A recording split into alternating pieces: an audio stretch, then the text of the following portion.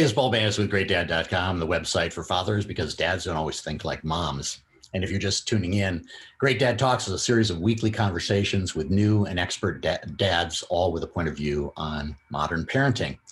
And, you know, as a life coach specializing in working with new and experienced fathers, I'm always curious about how modern dads are doing and how we are all evolving today. And you can find more about my coaching and other resources at GreatDad.com/coaching. Today, I'm talking to Sean Clifford, who's the CEO of Canopy, and we'll talk a little bit more about his company later. But Sean has some ideas for us on how to deal with something that has been a problem for a long time, which is pornography and sexting on the internet and its effect on children.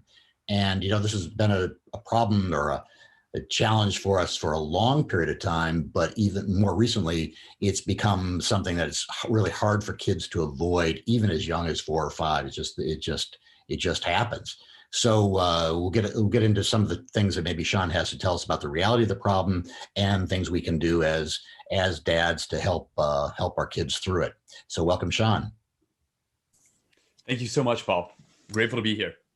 So my kids are 17 and 21. I had a lot of feelings about this, a lot of worry about this. You know, we talked a little bit even before we got started about how things have even changed in the last 10 years in terms of pornography. But I think this is something that everybody worries about, and people take both more a passive versus an active roles. I mean, some people, they just let their kid, they think sexuality is normal and free, and they let their kids just go about it and don't bother them at all. And then the other direction is like they don't allow any devices anywhere, or they try to install as many filters as they possibly can to put a complete lid on it.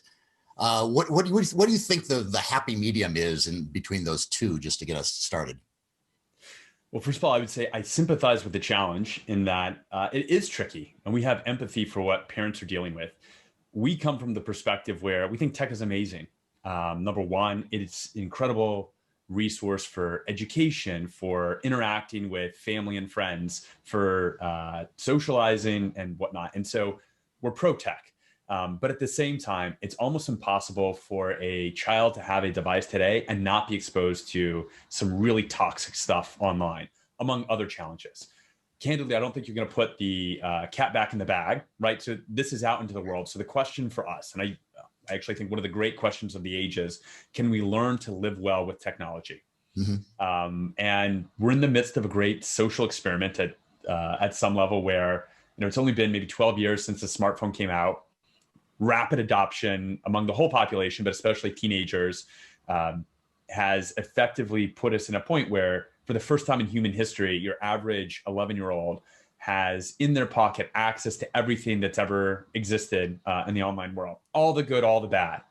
And we're trying to see what to do with that. So for parents that are navigating this, my take is the old playbook doesn't work. You know, when I was growing up, I didn't have this. The internet was around, but we had dial-up and whatnot, and so I can't look to what my parents did. Not a lot of porn on MS so stuff. Different now, and figuring out what the new playbook is still something that's being developed and worked on, and that's where we hope to kind of help out and give parents a little bit of an insight as to what's changed and tips on how they can accommodate that. Yeah, so we talked a little bit before we got on about how. And this is just really basic parenting is certainly what I coach when I talk to fathers of all ages, is meeting your kids where they are. And the challenge is completely different when you have a 4 or 5-year-old who's maybe grabbing your phone to play a game and isn't looking for anything and not exposed to anything, that has no interest at all, versus a 16 or 17-year-old who suddenly has a device, behind closed doors. So let's talk about, first of all, like early childhood, the first times kids might be exposed to different things. How early could that happen? About 3 years ago, there was a New York Times article that stated or cited research that suggested the average age of exposure for the American boy was 13. This year, a study was released that said that it's now come down to below 10. And so it's dropping every year. So much of that drop is associated with the proliferation of internet-enabled devices. And just if you think over the last year with all the lockdowns and COVID and everything moved online, that's also driving that as well. So part of it is just the accessibility of the devices is there. The second part is the nature of how we encounter pornography has changed. We talk about old porn. Old porn was a Playboy magazine, and you kind of had to go to that seedy part of town to find it, and it was there. And if you didn't go there, you weren't going to be exposed to it. Right. The new reality, especially brought on by the internet, is the new porn is it's everywhere, right? And the thing that I always try and impress on parents, it doesn't matter if you have a good kid. Everyone says, my kid's good, and it's not. Your child, if they have access to the internet, will be exposed. It's a very regrettable and unfortunate reality. And so I think accidentally early on or on purpose. I'm sorry? Either accidentally, they just stumble on it early on, or later on they're searching for something. And yeah, so the last stat that I saw was that a majority of American kids enter middle school already having been exposed, and 60% of those, so these 11-year-olds, 60% of those, their first exposure was accidental. And it comes from they're doing a very innocent search on a website, or what's regrettably happening more and more often is they'll be in a Roblox chat, or they'll be on some benign site, and a link pops up or an image pops up, and they're kind of bombarded with it. And you saw stories of this when Zoom classes were hacked and pornography was filtered on. And so that is now everywhere. It's more common, and it makes the challenge for parenting more real in that it's out there. So the old approach of just don't go to that part of town, not really, regrettably, going to suffice anymore.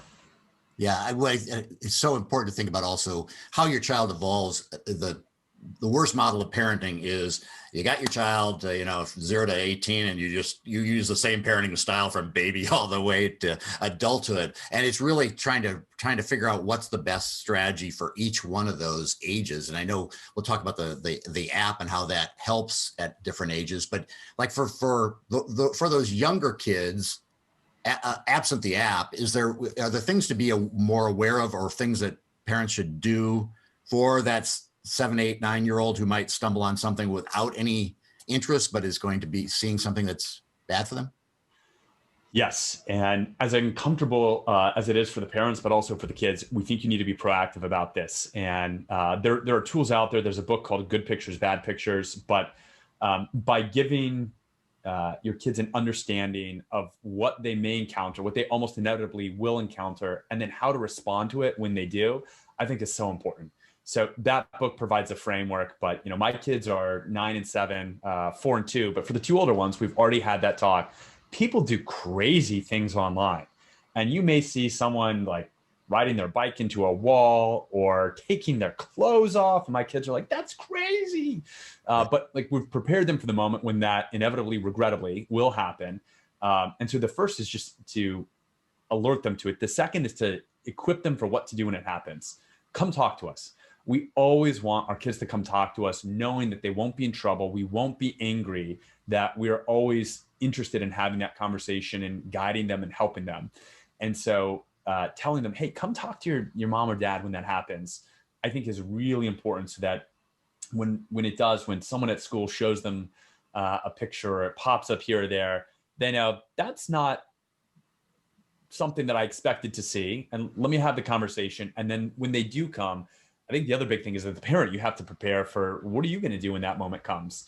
And how can you respond to them, and how can you give them the tools to understand, what is it that you ultimately want? You want them to grow, to be healthy, to form healthy understandings of sexuality and relationships and things like that.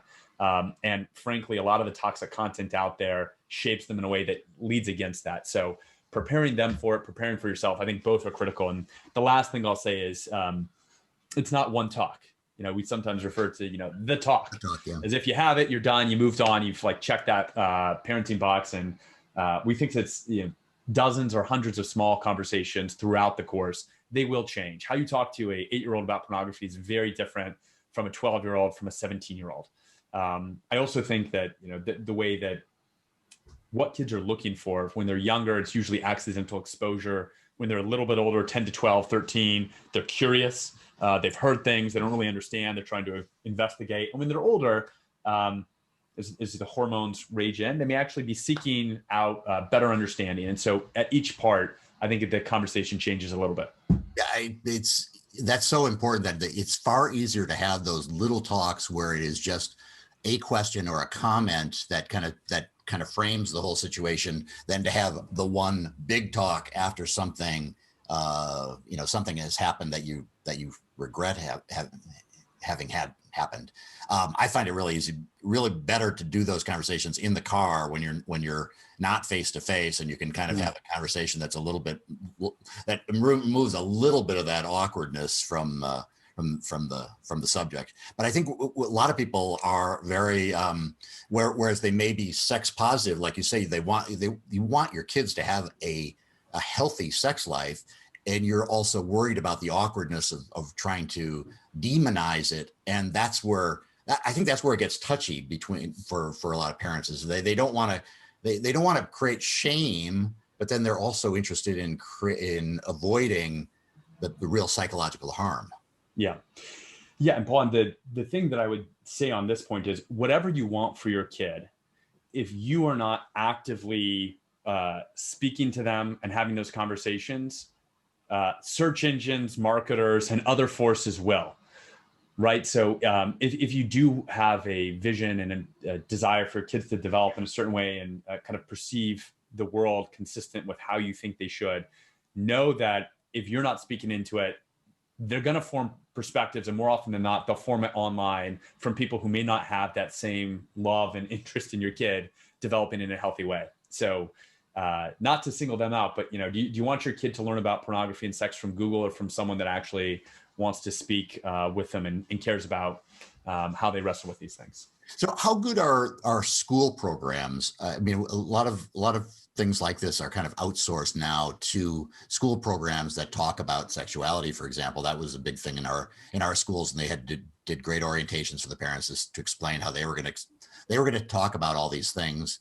And I think a lot of parents, unfortunately, maybe feel like they've outsourced that difficult conversation. But do you have a feeling for how good nationally school programs are at making kids aware of these different issues? It's such a patchwork across all the states and the different jurisdictions in the city level. And even within it, as I'm sure you're aware, it's been a heavily politicized and controversial issue. And there's been, in some cases, whiplash as they go from extensive to nothing and back and forth. And so, look, I think the school does have an opportunity to engage, but oftentimes, I'll just give you an example. I was speaking with one individual who runs youth programming, and they would occasionally do, every year, a program on pornography and sex, and it was for middle school students. And they decided to move it to elementary school students, and the parents were outraged. When they came forward and said, "What on earth are you doing talking to elementary school kids about this?" And his response was, by the time they get to middle school, they already know. Their opinions and perspectives have been formed. They've been exposed. They've already got an idea as to what this is, and it's too late. And so whatever the school does, and again, most of them aren't really engaging it until middle school, kids are learning about it from the internet first, from their peers first. And so again, our perspective is, as a parent, as uncomfortable as it is, and I've had these conversations with my own kids, and it is uncomfortable, but you need to engage. It's one of the privileges of being a parent, is to help guide them along the way. Sometimes can feel like a burden, but we like to frame it as the privilege, right? You're taking the role. Yes. It's not as uncomfortable at 9 as it is at 12 or 13. I can assure you, you got some years of discomfort there ahead of you. So how about the whole debate about, I think 10 years ago, I was writing a lot of articles about this subject, and saying one of the main things, and this is, the early days of the smartphone, but was put the family computer in plain view. Don't put a computer in their room. Try to avoid giving them a smartphone or letting them have an iPad for as long as you possibly can. Do some of those rules still hold, or are we just so far past that it's crazy to even think of taking away the device? I think those absolutely are critical steps that you can take. And, in an ideal world, we would encourage parents to postpone the adoption of personal device as long as they can, and also to ensure that they introduce it to their kid like you would driving a car, right? You don't hand the keys to an 8-year-old and just say, good luck. You take steps along the way so that they ultimately, the goal is you want them to have that independence, but you want to make sure that they also have a sense of responsibility to be, to make smart decisions as they get that freedom. And so we think that's the same thing. So yeah, we have a lot of recommendations for what parents can do. I mean, the first for us is you want to prepare your kids. And this starts with the good conversations. It starts with letting them know that you're always there for them. And it starts with, I think, impressing upon them that your family's going to take a slightly different approach. We're just going to do things a little bit differently, and that's okay. And they need to be comfortable with that, given some of the things that are out there in the world, whether that's having protective software on a device or not having a cell phone when you're 10 years old. So having conversations so that the kids are okay with being a little bit different, I think is critical. The next is protect them, right? There's no silver bullets around this, but we do think there's some really important steps. One, just put protections on your kids' devices. Make sure that they can't accidentally trip down rabbit holes to bad places that do shape them, right? What we consume visually can be very formative, and you just need to make sure, just like you don't leave toxins out where your kids can access them, that you have some guardrails in place. We think that's critical. And then lastly, provide an example. And I think this is perhaps a tricky one, just because parents themselves oftentimes can be really addicted to their devices.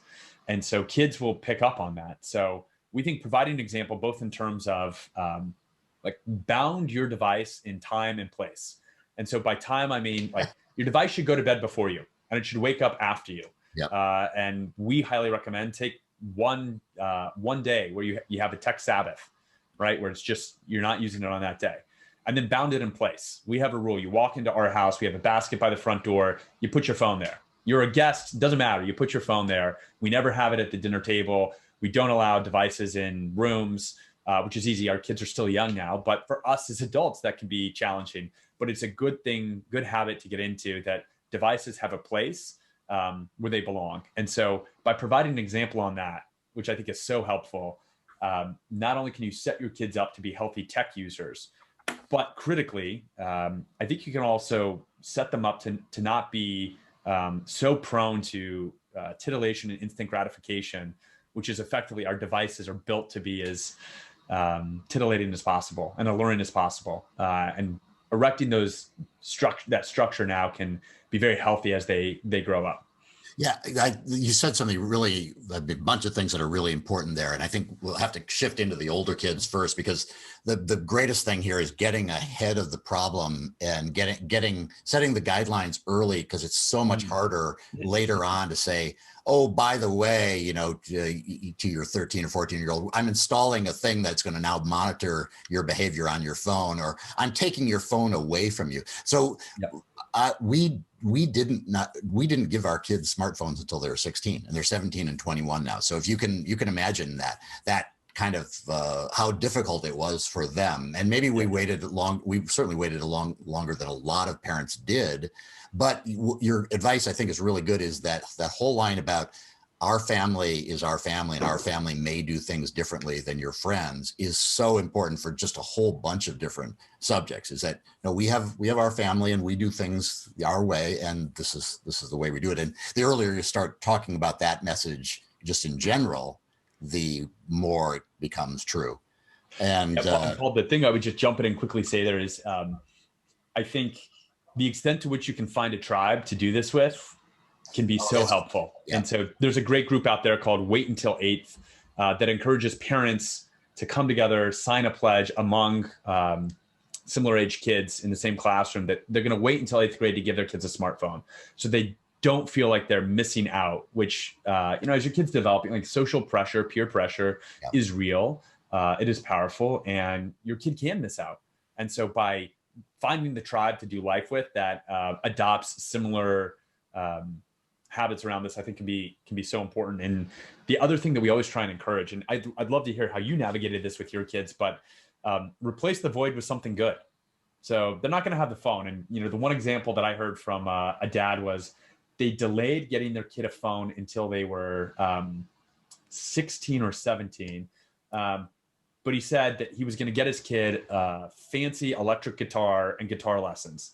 So every time he felt that void, he said, we're not about taking away. We're actually just about replacing it with something that's better, better creative outlet that's going to be more about you doing than passively consuming.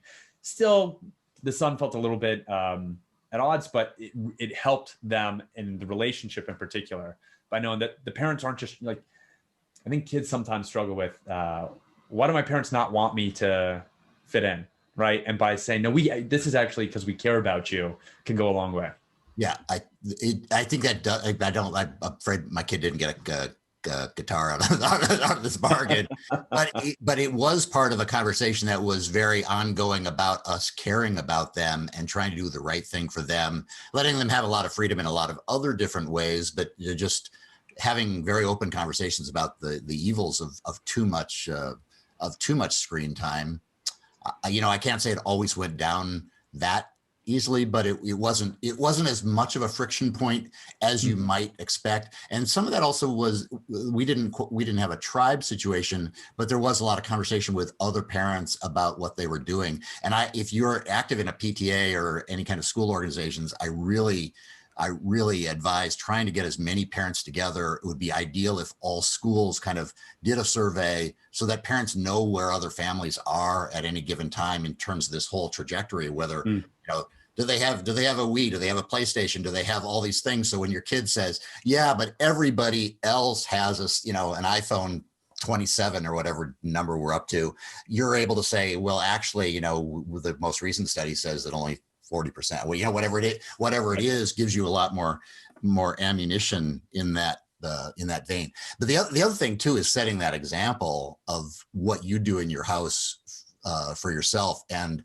I got to tell you, one of the happiest days in my life when it comes to smartphones and everything was when the kids started saying, you know, mommy, put the phone away, or daddy, no phones at the table, because you know that they've kind of grokked the lesson. And it's not that they're not just parroting what the rule is, but they realize that the smartphone gets in the way of the family time, the family conversation. And that's really, really important. Yeah. So let's shift then to when it does become more of an issue and maybe the phone has gotten into the house, or the iPad, or the computer behind closed doors, because now schools are giving kids iPads earlier than the parents want them. They're forced to get computers now to do Zoom. They've got a lot more flexibility. What can you do? I mean, we talked about the awkwardness of saying, oh, we're taking it away or changing the rules. That's almost impossible from my experience. What kind of situations have you seen? There's a few things. So first, I think it's always helpful when parents can begin with the end in mind. We want you to be independent and free, and to make your own decisions. Mm-hmm. And we want to equip you with as much information as possible, because, you know, when you leave the house, you will be able to do this. And we just want to help you with that. So by beginning with that, it's not going to completely remove the friction, but I think it can help alleviate if you can impress upon kids why you're adopting this. The second is, and again, this can be hard after the fact, but the extent to which you compare device use with certain expectations is helpful. You will get your freedom if you kind of follow in this path. And if you violate our understandings, like, it'll come away, right? So this is an earned thing. It's not a expectation. It's something that's earned.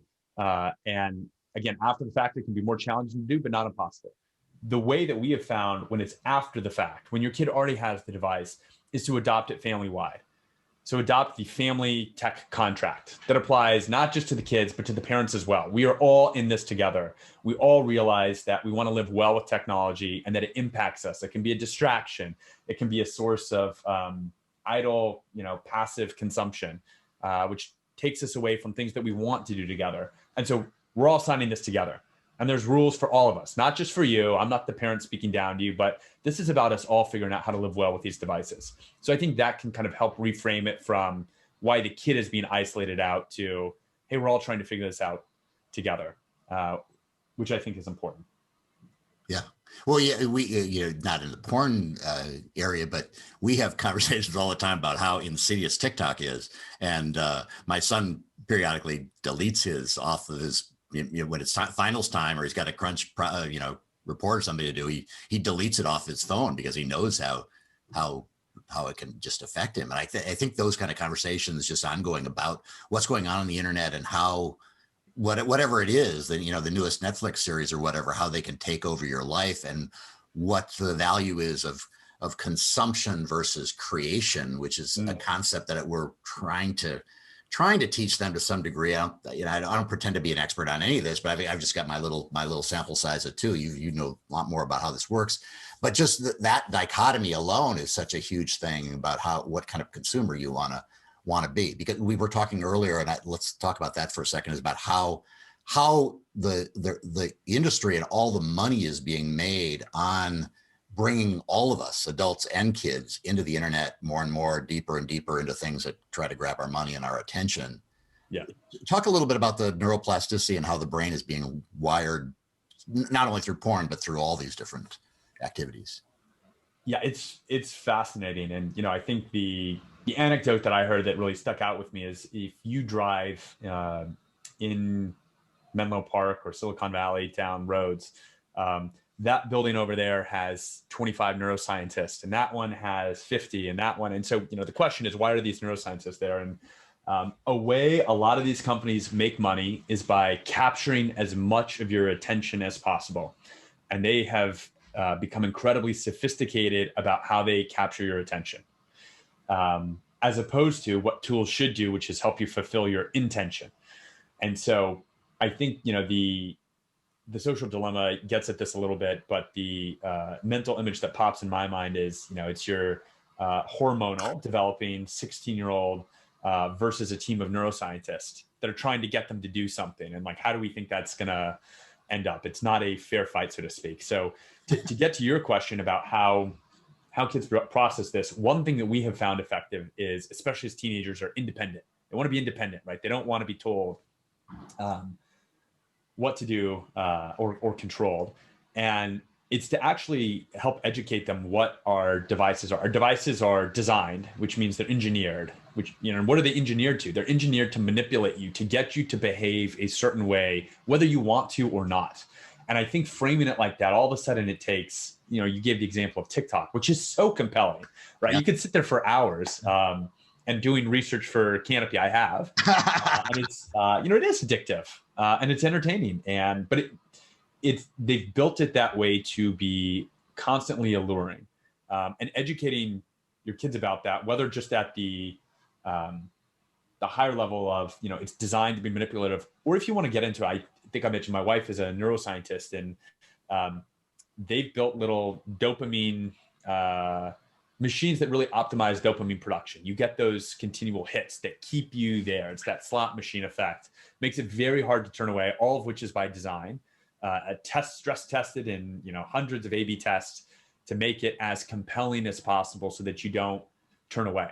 Because when you don't turn away, they have your eyeballs. If they have your eyeballs, they can serve you ads. If they can serve you ads, then that's how they proceed. And so when a 16-year-old understands everything that's going on in the background, all of a sudden it makes that activity a little bit less enticing, right? Because they don't want to be manipulated, and they recognize. And I think this is the great opportunity. The last thing I'll say is, you talk about, once the cat's out of the bag, I'm talking to parents and teenagers as well every week. I think a lot of teenagers, they're not happy. They recognize that as much as they spend time on it, it's not making them happy. And so they're starting to wrestle with what's going on, and the stats bear this out as well. It's now, I want to say 35% of all American teenagers have reported being moderately or severely depressed in the last year, which is up, I think, 37 or 50% from 2 years ago. That's COVID, but some of this. And so they recognize that the way that they are consuming this content and using their devices, it's not leading them to feel that contentedness that they deeply want. But so I think there's an opening there. to help steer them in a direction that will lead them towards, what they want and we want, right? Is your kids to be independent and happy. Yeah, I think there is something in that in terms of nobody wants to feel like they've manipulated. Sadly, in the political realm, we're all aware of like how the role that propaganda can play in a lot of different messaging, and who wants to just be the victim of that. So maybe that is a good conversation that you can have with a 16 or 17-year-old who now has read 1984 or understands some of those concepts, because you've sent me a bunch of different data that was very frightening about how the kids are more depressed. They're more exposed to a lot more information about even their classmates, and yet they're actually having less sex than prior generations do. So it's not leading to more sex; it's leading to just a perverted idea of sex that through the changes in the brain lead to even a more skewed idea of what sex even is. Yes, that's a lot there. Yeah, their understanding of sex is increasingly informed by internet pornography. And the important thing to note is it's not the internet pornography of Playboy of 30 years ago, which is a static image of a naked woman. It's much more graphic. The unending novelty plays a big role in how your brain processes it. And it ends up becoming an escalating addiction. And so, I cite this, and sometimes I'm reluctant to cite it. We don't want to sound like we're fear mongering. And it can be tricky to talk about this without kind of being put into a certain corner. But internet pornography is extremely addictive. There have been a number of studies that indicate that it actually shapes not just how you think about sex and relationships and intimacy as concepts, like it actually is shaping the brain, right? Your brain is constantly wiring itself, and it can result in being wired in a different way. And, there's a variety of implications of this. The one that's not fun to talk about, but erectile dysfunction among teenagers and men in their 20s and 30s has skyrocketed. And this is attributed to online pornography. And so there's a lot to unpack in there, but I think that the big takeaway that we want to impress upon folks is it's formative. Whether it's social media or it's pornography, what you're consuming on your device is shaping you, not just how you think, but like the actual wiring in the brain. And we should pay attention to that. It's not irreversible, but it is formative, and that's something to take serious. And everybody can fall victim to this. I mean, for any age group. So I think it's just something all of us to be aware of, that one thing leads to another, and the rabbit hole gets progressively deeper. But how about the fact that all the kids are being exposed to this, but yet not all of them become sex addicts or porn addicts? Do you have any information on what the difference is between those kids who are more prone to it? Is there something to look out for? Gosh, there's so many factors at play there, and we can get into the hardwiring of the brain and the neuroscience if of interest. The thing that I would say is this: we've spoken to a lot of counselors, and conversation that I had last week with a counselor who said that he's not had a single conversation with someone who has some sort of sexual disorder that did not begin in internet pornography. So just because you've been exposed to it does not mean that you then ultimately move in that direction, but it can very much lead down there. So, okay, to the slippery slope argument, I'll throw out a couple of anecdotes. There was a Canadian researcher that wanted to explore the physiological impact of porn consumption among college-aged men. And he I shouldn't chuckle at this, but wasn't able to do the study because he could not find a control group of college-aged men that had not been exposed to it. Sure. And so it's out there. We're still, as suggested at the very beginning, it's a very new phenomenon. Pornography is age-old. Plato talked about it when it was pictures on little clay shards, right? So this has been around for a while, but something has changed. And it wasn't the internet. It was when the internet became immediately accessible in your pocket at all times of day. that then granted you access to unending novelty. And the unending novelty is what keeps you coming back in and escalating the dopamine circuit and changing what you're viewing. And so, look, some people have been able to, they're exposed and they're able to step away. It doesn't necessarily mean that it will forever warp your kid's mind, but the early indications of kids that are exposed younger and younger when the brain is developing is that it's more problematic than we might think. Yeah, well, there used to be a huge debate around free speech and pornography and the role of pornography in creating what were then considered like sexual perversions or even leading to rape and sexual violence. Is there anything new on that, or are we just completely now in uncharted territory where the pornography that people are exposed to is not the pornography that they were talking about when people made the argument that, pornography is relatively benign in the scheme of things, but now the images and the potential for inspiration, for lack of a better word, is now a real danger. That research is evolving. You find studies on both sides. I find there's certainly correlation. We can debate the causality, but I mean, there are a few things that are out there. Pornhub, which is one of the most popular porn websites in the world, if you were to do a survey of the 100 most popular videos of the last few years, approaching 50% of them are incest related. And it comes about, and a shocking number are violent or problematic in a number of areas. And that comes about because of the way the brain works. In order to get that same dopamine rush that comes, you need novelty. And so once you've exhausted the kind of the Playboy style pornography, it has to become a little bit more extreme. And so it's an escalating addiction in the same way that, that first hit of heroin may be enough, but fast forward 2 years, like you're off to a different level of consumption. And you do see that taking place in pornography. The areas where I think it's the science is much more settled. And again, I find those other studies about the causation of consuming pornography leading towards problematic outcomes to be compelling. But put those aside for a second. I think where the science is fairly compelling and you're really starting to see more of a consensus emerge is how it's impacting the brain, right? It's like you can do the brain neuroimaging and see how it actually is shaping it. And then you can also do the studies on the physiological impacts. I alluded to the erectile dysfunction. There's now, you're seeing a lot more folks from the medical and scientific community coming out saying this is a problem, right? And so it used to be an issue that was perceived as like there's finger wagging and it's normative and it's judgmental. And now you have the folks in the white lab coats stepping forward and saying, like, guys, this is problematic.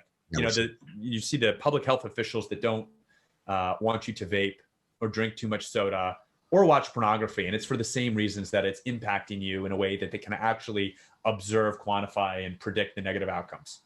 Yeah, I'm sure there's plenty to debate about causation, but you can't argue with the fact that the more you're exposed to all these different things, the more you think that is normative behavior. And without any experience with relationships with another human being, you don't know that the thing that you've seen millions of videos on is something that, very few people will, want to experience in their usual, dating life, which for a young person at 16 or 17 has got to create an enormous point of confusion when they're just exploring these things on their own. So, yeah. There was a fascinating feature-length piece in the New York Times a few years ago about how American teenagers are watching twice as much pornography as their parents think, and it's shaping their views on intimacy, relationships, and power. And the story dives into how a lot of kids are learning about things from pornography, which more often than not does not provide or present a realistic depiction of healthy relationship. And so, but that's where they're learning what normal is. And so it's challenging. And, the question for parents is, what do you do about that? Yeah. Well, it's just all really fascinating. I mean, the prior generations dealt with romantic comedies and how they shape, everybody's idea of what regular dating behavior was. And a lot of us suffered through those kind of strange dichotomies on a much lighter note. We could talk about this for a long time because I think it's just endlessly interesting in how you try to protect your kids in areas where, as a parent, you realize they leave the house or they go in the bedroom and they shut the door or whatever, and how you continue to follow them. You do have, I mean, you are on here to talk about the app that you guys have created, and I'm interested because I've been pitched apps like yours for the last 15 years since I've been talking to fathers, and what is the difference between Canopy as an app that you install on phones that versus prior attempts to keep kids away from pornography? Great question. We think there are three things that set us apart.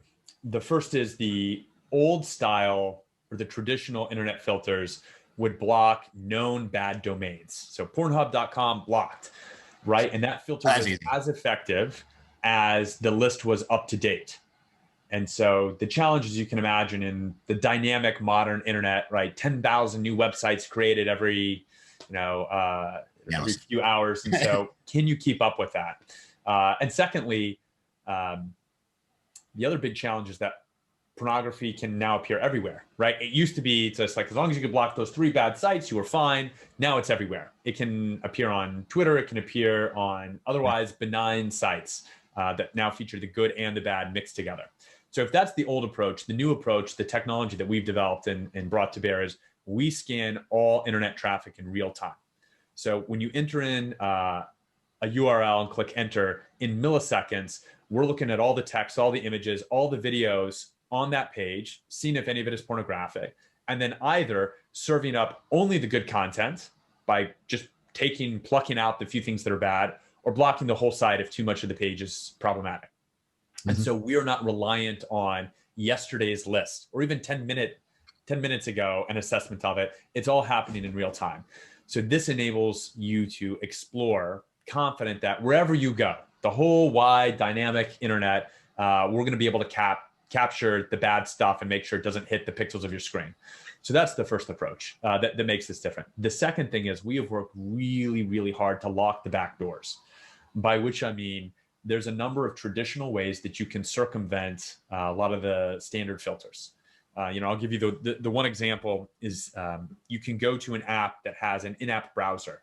So for example, you could go to Google Maps, type in adult website, their address pops up, and then you click on their website, and all of a sudden within Google Maps, you're seeing some things that you might not. But from the filter's perspective, you're just spending a lot of time studying cartography or whatever the case may be. So we have locked the back doors where you can't do that with our filter in place.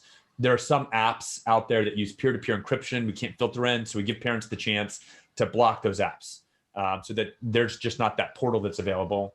And then lastly, the uninstall, it's like, well, I don't like this, I'll just delete it. So we've got patents on our uninstall prevention that prevents kids from actually just deleting the app and thereby circumventing. So those are that's the second thing. And the third thing is we've applied this technology to images captured by your device. And so it works a little bit differently on Android and iOS, but when you take a picture using your smartphone's camera, our technology can scan that photo and see if it's acceptable. And if it's inappropriate, let's say it is a sext, we flash an alert to the child and says, hey, it looks like this photo may be inappropriate. Do you want to delete it or send it to mom or dad for approval? And so we hope that creates some deterrent so that they don't do that. And our goal there is to, number one, prevent some mistakes. Digital mistakes regrettably can be forever. So if you can prevent them from happening in the first place, that's great. Number two, give the child a choice, a chance to say, hey, is this really what I want to do? And then number three, drive the conversation back to the parents. Right. We're not a replacement to parenting. We want to bring kids and parents together so that they can have conversations about that. So those are kind of the three areas where we're the only filter that is real time and can filter within web pages. We're the only one that really locks the back door to the extent that we do. And then lastly, I think we're the only product out there that can defend against sexting, which regrettably is becoming more common. Right. Well, great. That sounds like a great product, and like we were saying, better to install it earlier rather than trying to stick it on their phone at 17, which is not going to be a fun afternoon. I can tell you. Well, it's really been a pleasure talking to you, Sean. Yeah, like I said, this is it continues to evolve, and meeting the kids where they are at every different age is really a key factor here. Communication. It's really basic parenting, but with another overlay of being a very serious and potentially dangerous topic. Yeah. Okay. So we think that the challenge is real, and it's regrettable and it's out there, but we also have hope, driven in part by the fact that as people appreciate the pervasive nature of the problem, like they're looking for ways to address it, both from the parents and the kids, right? And again, we've had a number of teenagers that have independently downloaded our software because they don't want that. They know it's addictive and they don't want to be formed by it. So look, it's a real problem, but we're ultimately hopeful, and technology, I think, has exacerbated this challenge, but we think we can also, it can play a role in alleviating it as well, and let us enjoy the good of the internet, which we think is there and real. And so we're hopeful, but thank you so much for having me on today. Yeah. Okay. Thank you. So this is Paul Baines with GreatDad.com. If you're interested in any of our information, you go to GreatDad.com for other articles, and you can find more about my coaching services at GreatDad.com/coaching. Okay. Until next week. Thank you.